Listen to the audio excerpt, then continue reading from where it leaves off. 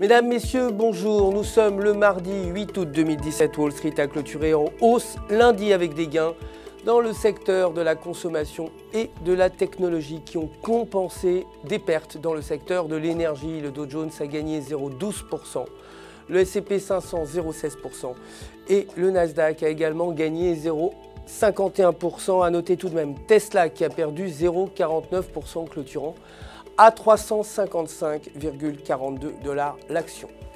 Le dollar américain est resté à peu près inchangé contre un panier de monnaie mondiale lundi en luttant pour augmenter suite au solide rapport sur l'emploi américain et après qu'un haut fonctionnaire de la Fed ait tenté de calmer les attentes en matière de hausse des taux.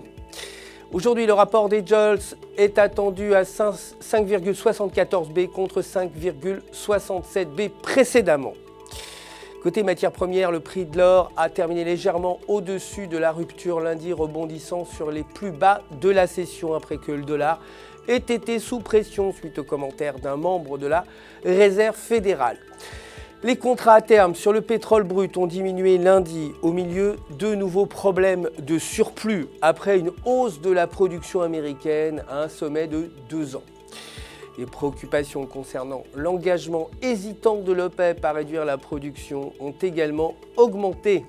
Côté devise, l'euro a diminué contre le dollar pour terminer à 1,1812 et sur le graphique de 8 heures, la paire se négocie au-dessus de la ligne de tendance haussière avec un RSI supérieur à 50 et si ces conditions se maintiennent, la paire pourrait atteindre 1,2000 tandis qu'un repli sous la ligne de tendance l'entraînerait vers 1,1500.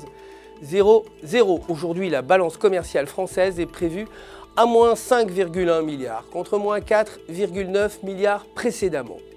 Enfin, pour terminer, la livre sterling s'est appréciée face au dollar en clôturant 1,3045 et sur le graphique de 8 heures, la paire s'échange à proximité de la bande inférieure de Bollinger avec un RSI inférieur à 0 et si ces conditions se maintiennent, il se pourrait que la paire chute vers 1,2600 tandis que si elle franchit la bande supérieure, elle pourrait augmenter vers 1,3400.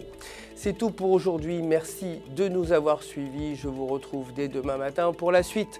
Vous le savez, de l'actualité des marchés du FX. D'ici là, n'oubliez pas de vous connecter sur www.ufx.com pour tous vos besoins de trading et pour retrouver votre gestionnaire de compte personnel qui, vous le savez, répondra à toutes vos questions. TTUFX, toute l'équipe se joint à moi pour vous souhaiter une excellente journée sur les marchés.